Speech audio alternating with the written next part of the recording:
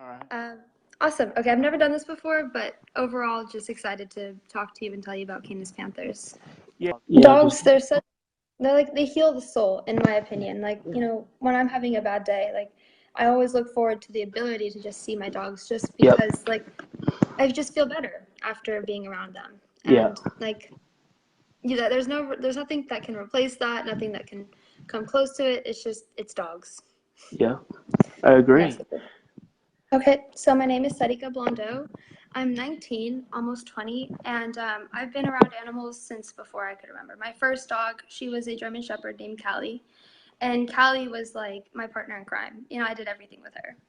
And all the way up until the day that we had to put her down due to like terrible hip dysplasia. And then, I hadn't necessarily had like much of a like interest in dogs. I've actually grown up around horses my entire life and like trained horses, worked horses, you know what I mean? Everything that you need to do. And then my mom had met a trainer called Bill Ellinger. Maybe you've heard of him, maybe you haven't. He's a pretty good trainer, in my opinion.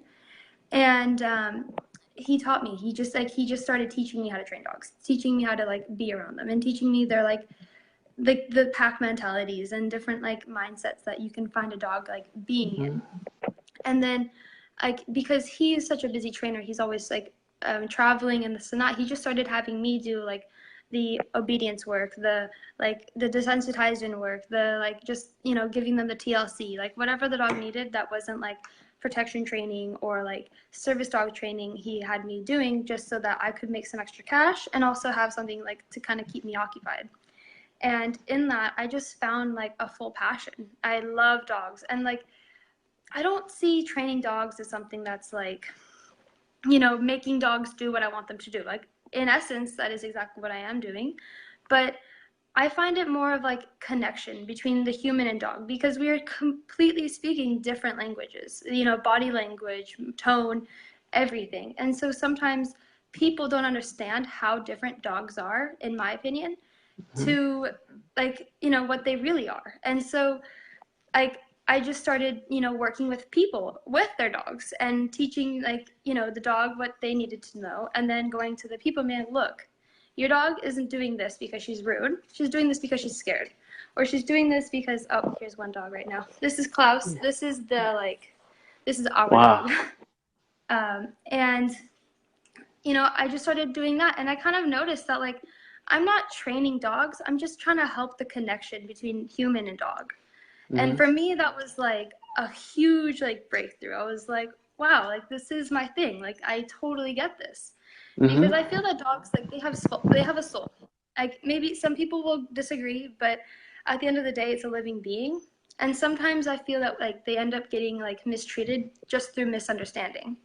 And so I find that it's like my goal to just try to ease and make less understanding between dog and human so that things can just be better for both. And I'm not super like I haven't had the time to learn everything in this, in the fields and everything like that. And of course it's always just going to be a learning curve. It's always learning, right? But from what I've learned from the animals, what I've learned from like other animals, because at the end of the day, like I can take what I've learned training a horse and just turn it into a dog sense, like what drives to do what it wants to do, what makes it scared, what makes it this. And then like I found just like so like I have so much database of like different training, and if you just kind of like tweak it a little bit, I could like reach understanding and like communication with the animals and like bring out a fully different dog. This dog that I have, Bella, right here, I'm sorry you can't really totally see her, she's actually my training dog right now. She's a year and a half years old, and I'm actually aiming to breed her to Klaus, the one that just came up, because she's the perfect, like, the body. And I just want to say that both of these dogs, they came from Rock of Ages Kennel. In different ways. Like I don't want them to think that I'm like trying to take all their credit, because at the end of the day, Rock of Ages Kennel is where all these dogs originate from. In Rock of Ages Kennel, they're a more aggressive dog. They're more a protection dog. They're not for like the family pet, but more like the family protection. Because in certain places, like in Illinois, it can get pretty dangerous on the streets. And when we got a hold of these dogs, we were like, wait, but like, yeah, they're aloof, they're protective, they're like naturally defensive, but at the same time, they're so cuddly, they're so lovey. They want to just like we have the Shere Khan. He can't be left out because all he will do is just lay on you and like put his head on your lap all day if you let him. And like that's all he wants to do is just loves. And it's like awesome. I didn't even realize you guys had this like, you know, character flaw, or not flaw, I mean, sorry, characteristic.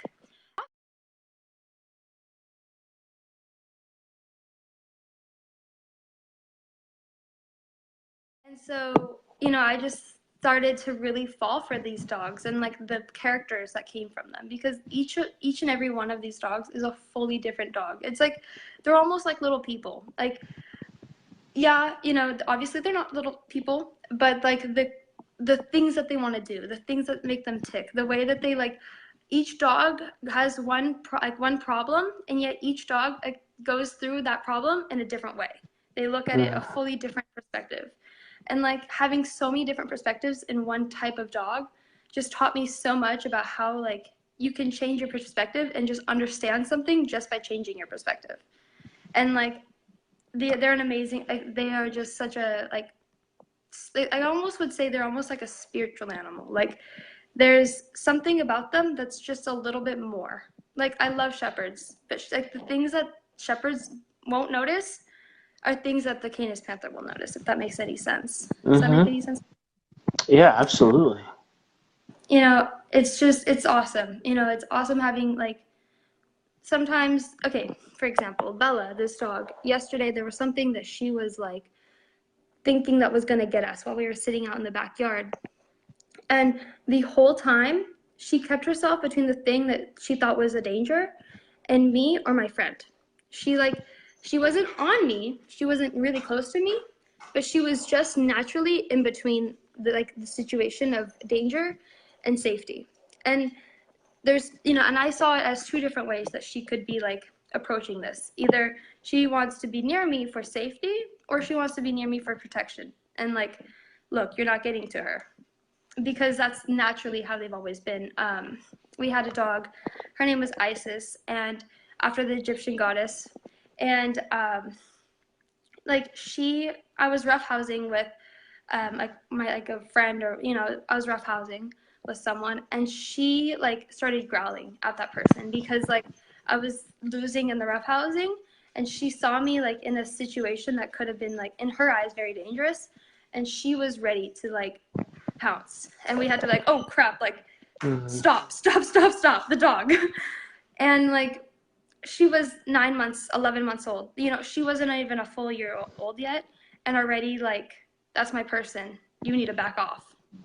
And so, you know, it's just they have such cool qualities as a dog themselves that it's just like I want to know more about them. You know, I want to share what I know about them. I want the world to know about them, just because I think they're worthy of it. And on top of it, like they need the socialization. Like, you know, I talk about how great they are, and I haven't mentioned yet that they're wary dogs. You know what I mean? They're naturally standoffish, and so because you are given those set of cards basically in that dog, you have to be really good with them about getting them out there. You know what I mean? When we have the puppies, like we put them in a sling and we take them places because they can't go on the floor yet, but you still want them to see the world, see people, and like just experience loud noises and this and that. When we have a litter, I'll call my friends over and just like, it's puppy play date time. Just desensitize them. And we just do anything, whatever we can, just to like give that dog a little bit of something to start thinking about early on, before it starts to let the natural like instincts of fear or protectiveness or just like be more standoffish. So for instance, like Klaus, he comes right up to people. He'll check you out. He won't be your best friend right away because like he has to figure out whether or not you're a good person first. But once he figures out if he can trust you or not, he's great.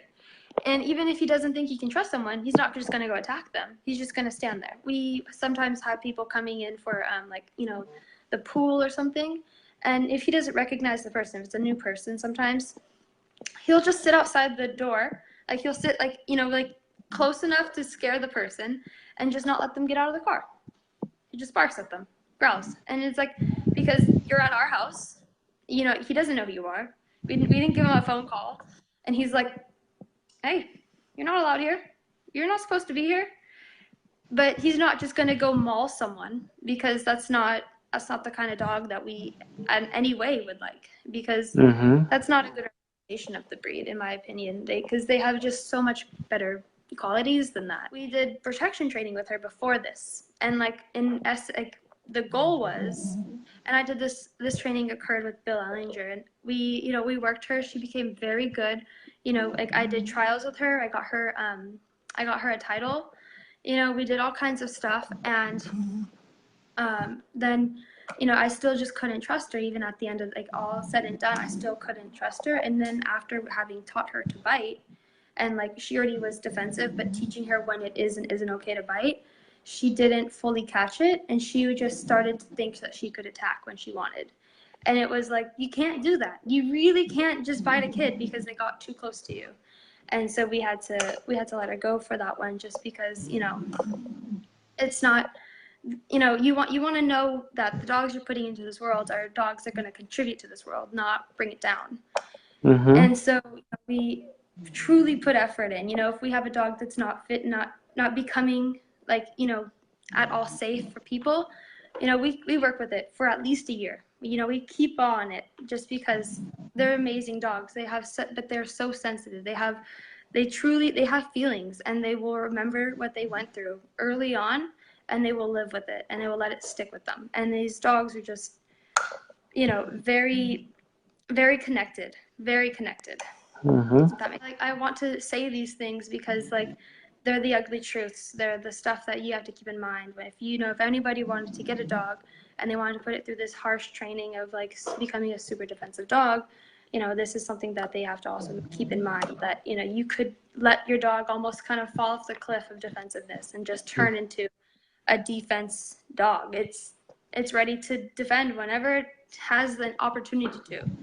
And they're not like that, because you don't put them in that. You just let that instinct form naturally.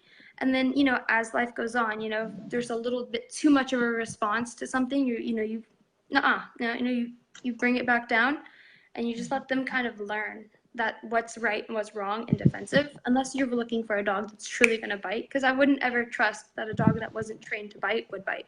Does that make sense? What drew you and I suppose your family to the Canis Panther? How'd you guys find out about this dog? And So it was actually my mother. She had been looking for a new service dog, because her current service dog was a Doberman. Our last dog was a Doberman. And the service dog, Zoe, she was great, but she was getting old. And, we saw that, she was slowing down and she needed a little extra help. So we're like, time for a new dog. And in the process, my mom came across Canis Panther. And at the time, she was with Bill Ellinger, the trainer. And so he and her decided, they did a lot of research. They were like, wow, this is the dog. This is the dog. So we got 2 females from them, Isis and Asia. Asia was amazing. She had her conformation wasn't so pretty, but her personality was great. And so we decided to breed Asia once we decided how cool the dogs were, and I just kind of became a part of it just through association of being a part of the family. And then when things no longer worked out with my mom and the trainer, they split, and the NorCal Canis Panthers scene kind of just slipped, and my mom no longer wanted to do it. We had our last litter, and we had a lot of dogs left over. We hadn't had a lot of people looking for them, and so it kind of got a little stressful. Like, are we going to end up with a bunch of dogs that we don't even want? We didn't, but the stress and the concern of it. And so then, I was kind of paying attention. I was just still judging, because I always worked on the page. My mom can't really do that great on Facebook. It's a maze for her. And so I was always doing the page, and then I started like seeing some people picking up, messaging me, when's your next litter? Can I get a dog from you right now? I want a dog. I want a dog. I want a dog. And I was like, And then people in Europe started messaging me. People started messaging me like, I saw, the other breeder, but like, I've also seen some of your dogs, and I was just curious and this and that. And I was like, there's the interest. All I have to do is just put in that effort. And so I started just posting pictures, and I was like, maybe I'll just get a couple more followers, and maybe I'll get a little more attention on it, and maybe someone will want to work with me on it, or something. And I just kept doing it. And then before I knew it, I have this dog who I'm going to breed when she's old enough. She's 1.5 years now. And I'd like to wait for her to have at least 1 to 2 heats before, just, for her body. And, I started working. Over the summer, I was doing an internship with NorCal Canis up in Newcastle in California. And, started learning with them. He did some, research and was like interested in NorCal Canis Panthers as well. And just through that, I started just gaining more and more attention in the dog. And like different people were like, I want a Klaus puppy, I want a dog from you. And so I just was like, why the heck not? I love them. It's available here. I have the resources, and I have the room, and I have the room in my heart to do it. And I would like to create more dogs in this world that are, a good dog. And when I have these puppies, we put them in kennels when they're 6 weeks old and start kennel training them. And if we have them in, people want their puppies' ears cropped, we'll get them done before they're sold, because that way we can make sure there's no infection and this and that. And it's just like, I want it to be clear that I'm passionate and that I care for these animals. And it's not about what money I'm making. I honestly have no idea if I'll make money if I breed the dogs, because you put so much money into them that it's like kind of impossible really to expect that you're going to make money out of them. But hi, sure, Connie. Talk about the history, what you know of the history of the Canis Panther, or who developed it, and what breeds were used to make the standard that it is today. So this is all hearsay, right? Like I heard this story and how it went down through Bill, who heard it through Dixon Stratton, who is with Rock of Ages Kennel. I'm 90% sure that's his full name. And so what I know this as to be is that they are a product of the Black Panther movement, because in this point in time, Black people would do all the work. They would train the dogs, they would clean the dogs, the dog would basically be theirs, but the title of the dog would belong to some white guy. And he got all the credit for it. And the people doing all the work behind the scenes never even recognized, never. And they got fed up a bit. They were tired of doing that. They were tired of not being allowed to have a nice dog. And so they took a lab female, because you can get your hands on a lab much easier. And they took those really nice dogs they had been training all along and bred them to the labs, and then just created a dog. So it became Lab, Great Dane, Doberman, and Staffordshire Terrier are the 4 breeds that this dog is composed of. When she comes in here, she's a product of the me generation. He was a part of the actual creation of the dogs, passed away. And when he passed away, there was a lot of dogs left over. And with all those dogs left over, different races were able to get these dogs and get their hands on it, and then it just kind of happened and just kind of seeped out. And so when we messaged Rock of Ages Kennel, we messaged them, wanted a dog, and we got kind of the dogs they didn't really want, and we got them, even though we're not heritage on in this sense. And so it was kind of cool, and that's what I understand it to be, how these dogs were created, because all this work, all this effort that had been made by the Black people, and was just fully being totally like ignored, totally, right? That's kind of how it was in that point in time. But they were just being so under appreciated that they were like, you know what, fine, I'm gonna make my own dog, and it's gonna be better than yours. And personally, I think they are. I think that Canis Panther is the best of both worlds. I think it's the best of the Great Dane, the best of the Doberman, the best of the Staffordshire Terrier, because they have the strength, they have the agility, they have the power, but they also have the care. They have the cuddliness and like the family dog aspect of the lab, you know. And certain dogs express more of one like gene. So we have one dog. His name is Bowie. He's not here right now, but he's down the street, and he's like the size of a Great Dane. He's like easily a foot taller than his dad. But he's a puppy. But he was like, he had been fixed like really early in life, and so he hadn't had his growth plates to close him into like, you know, the average size. And then I have other dogs that are like much smaller than Klaus because they're on the lab side. They have more of a lab face. Bowie, he has Great Dane kind of head, you know, it's more narrow, has like a more the thing right here in the middle, you know. He's a bigger dog, he's got longer legs, he's more slender. But then you know, Klaus, for example, he looks a little bit more Staffordshire Terrier. He's got a little bit of a shorter nose and a little bit more bulky. He's also just more bulky because he's a male and he hasn't been cut or anything like that.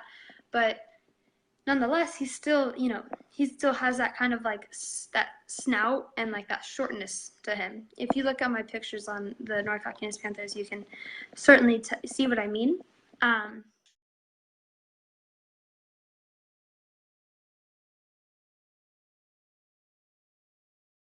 And so what I'm aiming to do is when I breed him to this dog, Bella, I can switch.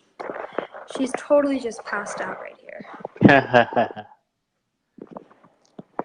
Bella has more of the Doberman look, and she has a bit of a longer snout, but she still has the rectangle head of a Canis Panther. They don't have, you know, they have more of a rectangle-ish kind of head and like a thicker kind of like snout, but not super big and like super bulky. They're more streamlined of a dog.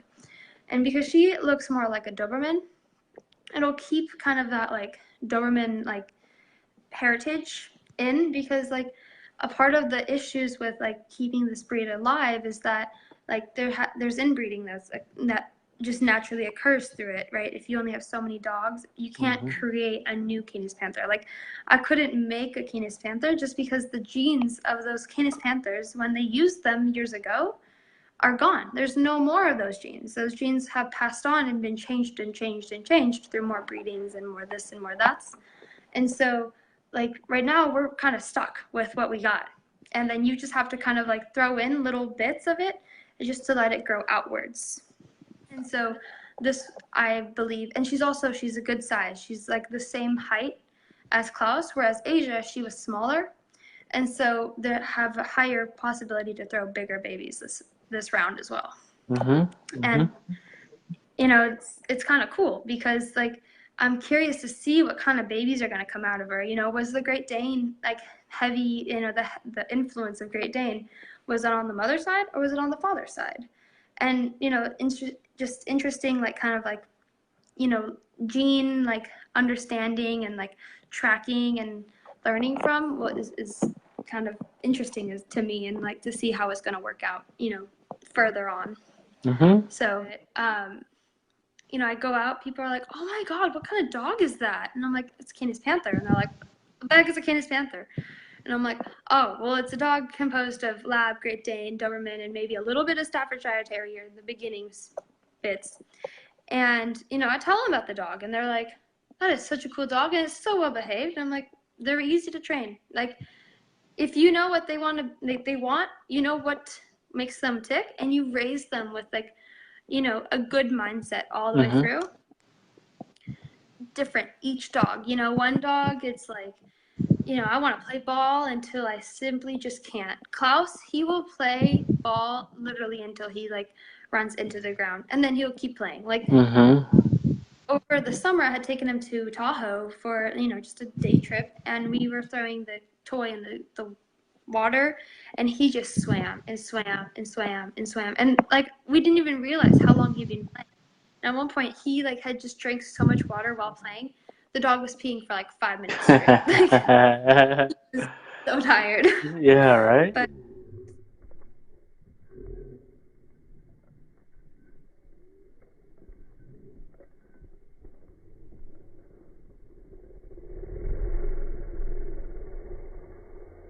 give him that like little bit of like direction, and they fly into it.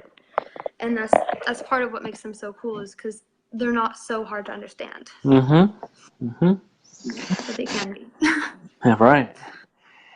How many um Sorry.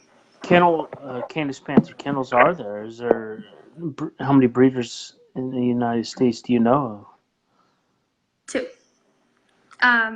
As I know of, there's 2. There was another one in California, but they weren't like they did not resemble Canis Panther at all, and so like, and people don't go to them for their Canis Panther look, and so they're not really counted as, because they created their own Canis Panthers, and you can't make the dog anymore. It's already made. As opposed to I don't have the ability to always have a new breeding, and have the room to always have a new breeding, but I plan to have one once a year, like if everything else permits, right? That's my goal once this dog is able to. Hopefully keeping all of them. Panthers! Aww. All different shapes and sizes. Hello! Hello! And an Australian Shepherd. Aww, and an Australian Shepherd. All with them. To boot. Hi! Grandpa. Go get her! But I think that the mindset is really what puts us different than NorCal or Rock of Ages Kennel, because at the end of the day, we're also using their dogs. But this is where the argument of nature versus nurture comes into play. And we have such different dogs than the dogs that are from Rock of Ages Kennel. Apparently, this is what I've been told by people and why they've come to me. But it's also because, like, my goal is to not create a dog that is for defensive nature and to be, protector of like the property, but because I want these dogs to be a good dog. I want this dog to be a good member in this society. I want it to, not be scared of stupid stuff, and to, be there when you need it. If you need to go for a walk with it, or you want to go for a hike, but you can't because it doesn't listen, well, what good is it? What good is it in defending you if you can't even take it to keep you safe?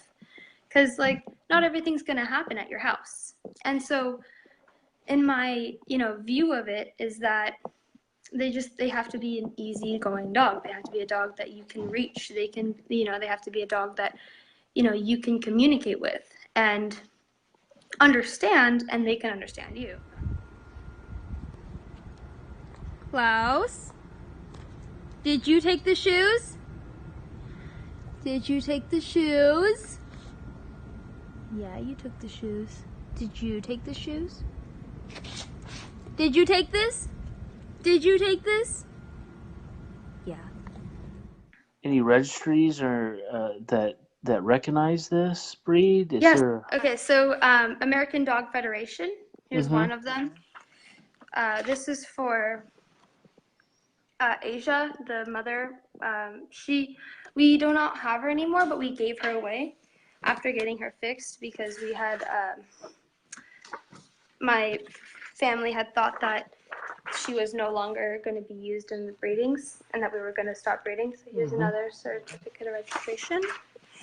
And then here's the pedigree for a female. Can't tell if you can really see it, but so yeah, no, they're definitely a recognized breed. Let me see. Let's see what else I have. Each dog gets like when we sell them, each dog is like chipped, and is chipped, registered, and given vaccinations and Mm-hmm. worming as well. And a vet sees them all. Here is also Klaus's service dog registration. Awesome. Awesome. So, we definitely, have the care to have them, be the service dogs, just because, you can take them places with you. You can do stuff with them, and if the dog acts, like a service dog should, it's awesome. It's great to have the animal itself, just because they're able to be of, use and guidance in your life, even in moments when you're totally, confused, and it's kind of cool. Here's this Bella girl right here. Aww. Bella! Hi, sweetness. Aww. Oh, hello there. Could you talk about like the specific standards as far as like the height and weight and the proportions that the DRA, the registry that you guys go through, what for a male and a female? I'm sorry on the number. Like I have so a dog. So males are normally about like 85 to 100 pounds on average. Sometimes they can easily be down to like 70 to 60. A lot of the times it really depends on like, where like if they haven't been fixed, then they'll get heavier naturally. But if they've been fixed, they're much sleeker. Here, let me bring out the one that we have who is fixed, just to kind of give you like a sense of what I'm talking about. Shere Khan, come here. So here is Shere Khan. Sit. Come here. Please, for me. Thank you. Oh, good boy. So he's much. Sit. Sorry. He's still waking up from his nap. Yeah. But he's much smaller. He's less wide as Klaus, who unfortunately is on our couch. Yeah. We let the dogs get it. Oh, look at him. Oh, he's beautiful. They're both beautiful. Here, come here. Sit. Come on. Come here. Dude, sit for me, please. Thank you. So he actually was with on numbers on their size and like their height. I unfortunately don't have like the centimeter height known. But let me grab a tape measure and do it just for you right now. From her foot to her shoulder, she's about 25 inches tall. And that would be that's pretty that's average. She's a bigger female Canis Panther. So males could easily be the size of her, or smaller, or bigger. But on average, they're about easily 25 inches tall, which is about 70 inches. I mean, centimeters. I'm sorry. About 70 centimeters. From the base of the tail to the top of her neck, she's 90 centimeters long. And so she's a very average dimensional dog for these breeds. So they could easily get down to about 65 centimeters tall to even 50 on a small female easily. But they also can be really tall and can get easily to, if she's 25 or if she's 70 centimeters tall, easily our male Bowie, who looks like a Great Dane, he can get up to 90 centimeters tall and 110 centimeters long, because he's just a big dog. Dogs. Oh my goodness. Muckany. Hi. Muckany. Hi. Sorry, I just got this really nice picture of one of our pups here. I'll show it to you right now. Sorry. And Laura commented, his name is Grim. He's actually, in the videos I had sent you, the one of the dog falling on his face in the snow. Okay. That's Grim. Awesome. A few different colors. Brown, fawn, blue, which is kind of a gray. Yeah. Or just buckskin. Is the colors that we've found so far. You know, the buckskin kind of it ranges. It can be more of like a reddish or more of like a lightish kind of like just like tan. Mm-hmm. And then you know, some of them have kind of like the buckskin kind of hair, but almost like darker like hairs like in the mix, like kind of sandy almost. Mm-hmm. This the blue or seal color is Mm-hmm. you know, it's like grayer, you know, very nice color. They as puppies they really look blue. And then there's, you know, dark brown, which is actually what Klaus's colors are. He's a dark brown, but it looks like a black in certain lightings. And then the fawn is more kind of like a grayish kind of like buckskinish kind of color, which Mm-hmm. is very uncommon. I don't find that one very often. I haven't seen it very often, but I know it's there, and I also know it's like it can happen. I would say that the dog Shere Khan, he had the potential to become, you know, more grayish in his coloring, but he just ended up being more buckskin and more just like almost yellowish and tan, if that makes any sense. And how is their coat different than, say, like a Doberman or a Lab or a Great Dane and or Staffordshire, with all the breeds that are in what? So, like with each dog and how they vary, so does their coat. So, certain dogs will have like a thicker, more like coarser hair or like a thicker coat in general.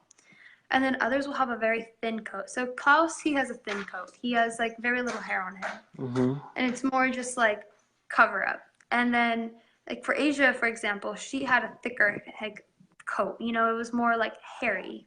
Mm-hmm. And so certain puppies got a hairier kind of like body and others didn't. So like for example, this tall dog I keep mentioning, Bowie, he has a thicker like hair. He has more of like and like just like a more coarser hair. Whereas Klaus's hair is more fine and just like soft. So it varies in that sense of like from the thicker and like heavier coat of one dog to like the shorter. And I would say that the thicker and like coarser hair comes from the Lab heritage because like Great Danes, Dobermans, and Staffordshire Terrier all have very thin hair. Mm-hmm. Mm-hmm. More popular to have one with thinner hair, but it does occur for them to have a thicker kind of fur. And it's not like so noticeable that it's like, holy crap, like that's like a hairy mammoth. It's just like, Could a Canis Panther live in a situation where, like, say, a townhouse or an apartment with a small yard, as long as it got enough exercise and? yeah, it like I totally think that a Canis Panther could live in, you know, like an apartment or a smaller space like that, as long as every day it got that exercise that it needed. If it Mm, was, you know, left to just sit in a kennel all the time and, you know, didn't really get exercise maybe like once a week or something like that, then it would not do well. But, you know, each morning or, you know, 5 days a week, you know, you take it out, you know, exercise it, and then, you know, let the dog just kind of be calm while you're at work or whatever is totally doable. It is easier when they have a yard, but you know, they're dogs. And if you don't want your yard to always get ruined, then once again, you're faced with the issue of like, where do I keep my dog? And, you know, they stay in a kennel easily. They're happy to, you know, as long as their needs are met, you know, enough exercise, enough eating and drinking and this and that, right? Um, they, they, they, they can do really well. Like, we have had the dogs like in, you know, hotel rooms or like, you know, little apartments, you know, on the road. And, you know, they've all done fine every time. You know, it's been fully smooth sailing. They're, you know, they're with you. They're, you know, along with the ride. They're not really, you know, fighting it every step of the way kind of mm-hmm. deal. Mm-hmm. And how do they seem pretty, for the most part, calm when they're inside? They're like, the breed itself is a calm breed. Like, they're not, you know, so like, I want to play all the time. You know, they're more, you know, I'm going to sleep right next to you and wait until you start walking around to then follow you. Okay. And, you know, maybe I'll just sleep through it even. Like, they're very laid back. They're chill dog. chill. They have the ability to be energetic and, you know, jumping around and all kinds of this and that, and they enjoy the times when they are, but like on average, you know, their like natural being state is calm. They're not, you know, it's like a Malinois. They're naturally crazy kind of sometimes, you know, they're naturally like, wow. And these guys, they're just like, yo, you're just too much right now. And like all the time, like they just want to sleep. They just want to cuddle. Like they just want to be comfy. Roger. Close. Sure, Colin. Mackenny, come here. Hi. Hi. Hi. Oh. Oh. And so, you know, that it's a cool kind of thing. You know, like if anybody were to have one of these dogs, like I'm gonna just warn you now that your dog's gonna cuddle with you. Like it's gonna want it to happen. You know, every night my mom sleeps with Klaus, and he sleeps in our bed, and like he doesn't, you know, like, you know, he gives her enough space, but every night he's there. And what the original intent for the dog was? Was it just purely a protection type dog, or did they have any other functions in mind when they created the animal? As far as my understanding is, the function of the dog was protection and show, and like a nice dog to show. Okay. But because like the dog couldn't been shown until it was registered, it had to become something first. And I think that they kept it in a like direction of like defensive and like you know, protection, because at the time that was a dog that's what was needed from the dogs that they had, you know, not so much a pet but a protector. They were original protection but aimed in the direction of trial and show and this and that, which is partially why they wanted a pretty dog instead of, you know, just a scary dog. Yeah. Do you have any plans on showing your dogs, or is that something that I would like to.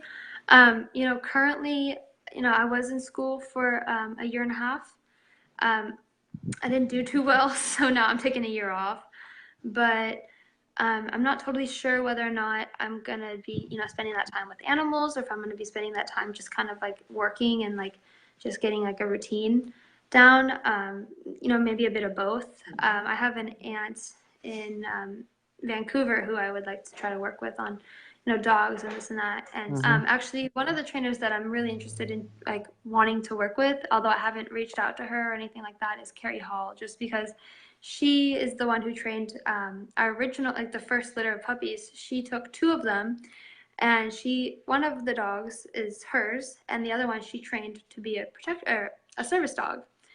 And you know, she does a very good job of like understanding the animals and this and that. So I was actually interested in working with her, and then, you know, eventually working into trials and this and that, because like if I would like to continue breeding, my animals are going to need titles and like, you know, something to show for them, rather than, you know, look at how cute it is and look at how good it is, because, you know, you need a piece of paper to just prove, you know, just assure that the dog is, you know, what you say it is. And so, you know, it is part of my attention, but I haven't truly made a plan to do it, if that makes sense.